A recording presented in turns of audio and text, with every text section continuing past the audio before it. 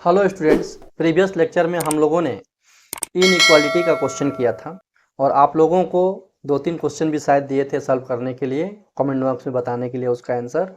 अब मैं उससे रिलेटेड कुछ और अच्छा क्वेश्चन करवा रहा हूं। देखना, बहुत ध्यान से देखना, ये बहुत काफ़ी इम्पोर्टेंट क्वेश्चंस है। ठीक है, देखो, find x if -5 less than equal to 2 minus 3x by 4 less than equal to 9। पहले जितने भी सारे क्वेश्चन किए थे हम लोग, उसमें सिर्फ और सिर्फ सिंगल इनइक्वालिटी था। अब इसमें डबल इनइक्वालिटीज है। ठीक है, तो हम लोग इसे कैसे सॉल्व करते हैं और इसका रिजल्ट कैसे फाइंड करते हैं, वो अभी हम लोग देखने वाले हैं। तो देखो, इसमें डबल डबल केस है, तो इसका दो मेथड मैं आप लोगों को बताऊंगा। सबसे पहले तो 4 से हम लोग दोनों साइड मल्टीप्लाई कर सकते हैं। 4 से दोनों साइड मल्टीप्लाई कर सकते हैं। तो 4 से मल्टीप्लाई करेंगे तो ये आएगा -20 less than equal to 2 minus 3x less than equal to 36। Okay, अब यहाँ -2 से टू लेफ्ट साइड और राइट साइड सब्ट्रैक्ट करेंगे। तो -20 -2 less than equal to -3x less than equal to 2, बेटा इधर भी आएगा तो ये बनेगा 36 -2। ठीक है, अब हम लोग इसको सॉल्व कर लेंगे। -22 less than equal to -3x less than equal to 34। अब यहाँ -3 से हम लोगों को इस इनइक्वालिटी में डिवाइड करना है, और हम लोग जानते हैं कि नेगेटिव नंबर से डिवाइड करेंगे तो हमारा इनइक्वालिटी चेंज हो जाता है।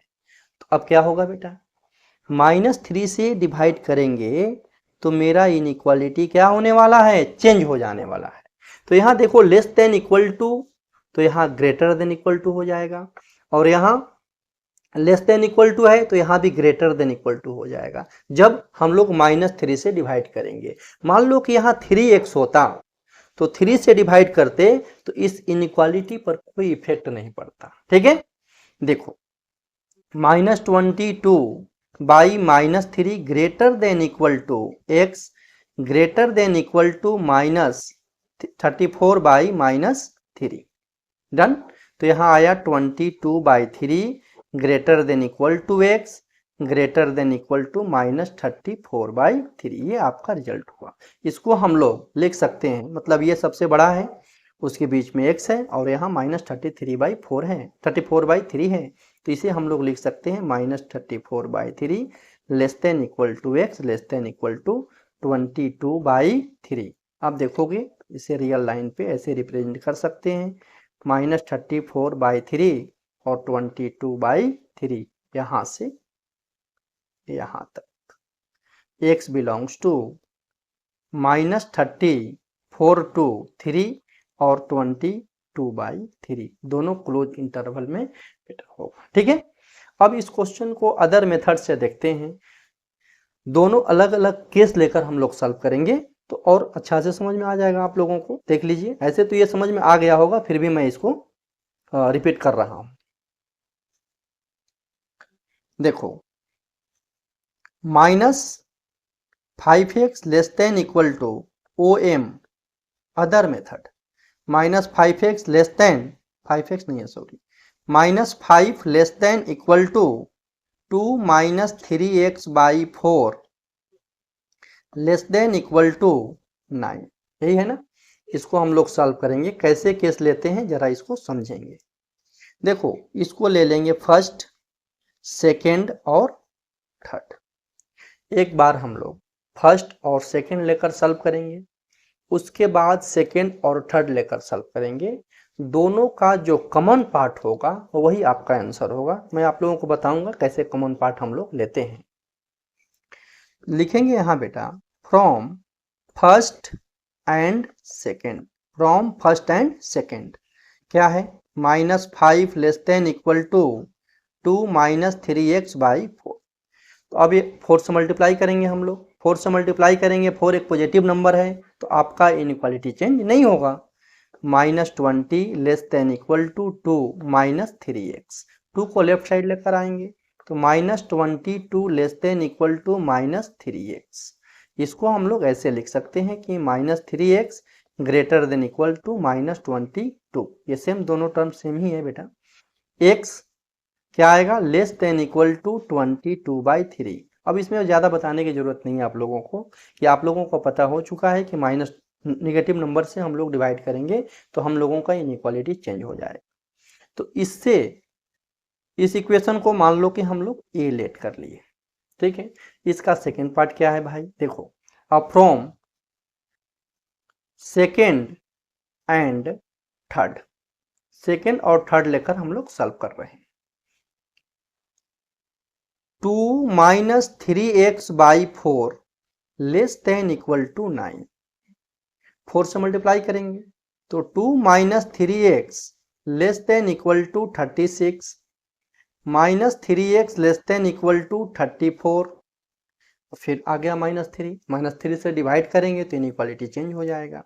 तो x greater than equal to 34/-3, x greater than equal to -34/3। इसको ले लेंगे हम लोग इक्वेशन बी। अब देख, यहां दो इक्वेशन है, दोनों का कॉमन पार्ट आंसर होगा, मतलब x का वह वैल्यू जो दोनों इक्वेशन को सेटिस्फाई कर रहा है। जैसे देखोगे कि ये इतना पार्ट है और ये इस पे ऐसे मैंने रख दिया, ठीक है ना, देख लो, इसको ऐसे मैंने रख दिया, तो इसमें कौन सा ऐसा पार्ट है, इसमें दोनों में कौन सा ऐसा पार्ट है जो दोनों को सेटिस्फाई कर रहा है। तो यहां से लेफ्ट देखोगे तो सिर्फ और सिर्फ यही है, और यहां से राइट देखोगे तो सिर्फ और सिर्फ ये है। तो ये जो पार्ट है जो दोनों का कॉमन पार्ट है, यही आपका आंसर होगा, दोनों को सेटिस्फाई कर रहा है, ठीक है। अब यहाँ हम लोग रियल लाइन पे ऐसे शो कर लेंगे कि 22/3 और यहाँ लिखेंगे -34/3। ये -34/3 से क्या था बेटा, बड़ा था, ग्रेटर था, ऐसे राइट साइड, और ये 22/3 से छोटा था, तो 22/3 से छोटा था। अब आप लोगों से पूछेंगे कि दोनों का कॉमन पार्ट क्या है, तो दोनों का कॉमन पार्ट हुआ -34/3 और 22/3, उसके बीच x की जितनी सारी वैल्यू होंगी इसको सेटिस्फाई करेगा, ठीक है। अब यहां आपका आंसर होगा x बिलोंग्स टू -34/3 22/3, और यही आंसर आपका उस समय भी आया होगा। यहां देख लो, -34/3 टू 22/3, समझ में आ गया। तो हम लोग जब एक ही साथ क्वेश्चन में इंक्लूड रहेगा तो दो मेथड से सॉल्व कर लेंगे, और दोनों सेपरेट सेपरेट इक्वेशन दिया रहेगा, ठीक है, तो उसको हम लोग सेपरेट सेपरेट सॉल्व करेंगे और दोनों का कॉमन पार्ट निकालेंगे, जो आएगा कॉमन पार्ट वही आपका आंसर होगा। उसको हम लोग बोलते हैं एंड, क्या बोलते हैं, एंड। एंड जब भी क्वेश्चन में आएगा दिस एंड दिस, तो हम लोग उसका कॉमन पार्ट ही आंसर लेंगे, डन। चलो देखते हैं next question. 5x/4 plus 3x/8 greater than 39/8 and 2x - 1/12 minus x - 1/3 less than 3x + 1/4। यही क्वेश्चन है आप लोगों को, तो इसको हम लोग बारी बारी से सॉल्व करेंगे। x का जो वैल्यू आएगा दोनों का, उसका इंटरसेक्शन निकालेंगे, कॉमन पार्ट निकालेंगे, वही आपका आंसर होगा, डन। चलो फर्स्ट सॉल्व करते हैं। इसका एलसीएम 8 होगा, 10x + 3x ग्रेटर देन 39/8। 8 बेटा कैंसिल हो जाएगा, दोनों पॉजिटिव नंबर है, उससे कोई इफेक्ट नहीं पड़ेगा। तो ये आ गया 13x ग्रेटर देन 39, और 13 से हम लोग डिवाइड करेंगे तो इनइक्वालिटी चेंज नहीं होगा। x greater then 39/13, x greater then 3। Equation इसको फर्स्ट ले लेंगे, ए ले लेंगे, उससे कोई फर्क नहीं पड़ता है।